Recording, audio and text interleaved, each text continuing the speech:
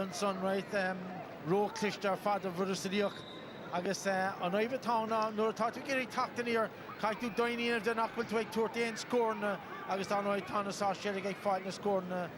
right go Crean agus Dominic agus Anna Vegan scoring an éair trícin chéadicín de faointí ige Borrisoleigh sa Thurles steak lemanish agus ceanna le caitisteach ige ceanna le chur aris an drastána có agus na faointí agus tá leanamut neomata sun caite is tomáinte gach irde an bhadas de cosantóirí agus glantachal siúlaige Michael Cahill machchan sa puite mátá harneis ige Borrisoleigh agus seachúin inis Kieran Cowan puite stachan sa chavad le Ryan ige stachan zón chúin reistin cumán a loscan sanach níd an géadúir duine chun mert mar a teachtamach leis an slitar agus tána góilí oscailtin son ige Jack Burke feh nadidir sé tucha sé nó bhanise agus tá seantaile agus an tá dearach le Paddy Stapleton sa bhearna. Ben féan ceantin cóluach for le puintin áir agus cadé mar haspáint a thug an bheirt mar páring marach a háire an son bhí sé th bar an fad agus Beidir leis an scór déanach an buc amach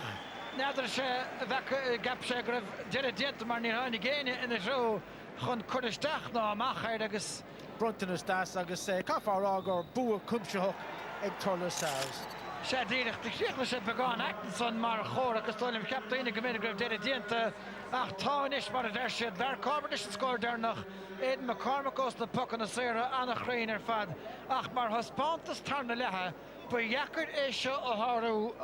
ó éon iarnachlab le fada an lá fiúna Hunna a hánig isteach Tammy Doyle agus Michael O'Brien viidir anna bhrásach ar fad na mahars agus Michael Cahill sans na coolathe níor thugad seans dá líad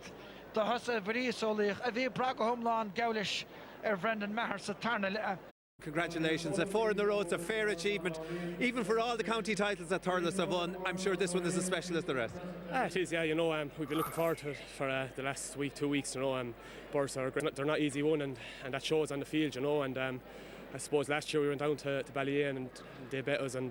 they were a great side and they went on to the final, but the hunger's there amongst the group and I think that shows over the last 4 or 5 years. You were never short of good scorers and we saw it again today, but what really impressed us on the sideline was the work ethic of the Thurles team. That seems to be a bit different this year. Yeah, we worked really hard, I suppose when we work all over the field, the hurling looks after itself, but listen, we've a hungry bunch of lads here and all we want to do is stay winning and thankfully we came out on the right side today. I think this was your 9th game in this year's championship. The second half was pretty much nailed on, wasn't it? It's hard to pick holes. I'm sure you'd be looking at stuff and saying we need to get this right, but was the second half the best you've played in this year's championship, do you think? I suppose you could say there towards the end it opened up a small bit and it suited a few of the lads coming in, the forwards were on form there today and a few younger lads like Conor Staken come into the team today and I think he was great throughout and it's stuff like that drives us on the club and every night in the trains field, so we're delighted to come out on top like I said and I don't know was it our best performance but it was up there with one of them and we're happy to come out over today. If you are going to win Munster this year you'll have to do it the hard way. You have to go into the quarter-final in a fortnight's time against the Waterford champions, so we don't know yet who you're going to be playing, but what changes now? How do you take what you've managed to do so comprehensively in Tipperary and now transfer that into winning Munster?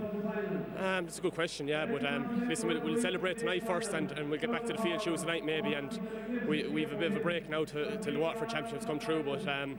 we'll settle ourselves back down fairly quick. We're an honest bunch and please God we'll be 100% come 3 weeks time for the Waterford champions. Alright, well done. Gormagat Ronan, alright, fair play. So Ronan Maher and son agus Sorchlehe Immerhege and so Tranon and Yov, Tá Michael Rice and so Choma agus ni fada go Gloshamid Focal Dane Bokach Thurles and so Tranon Páric Maher agus Curran Dan Breen in the Hellevige.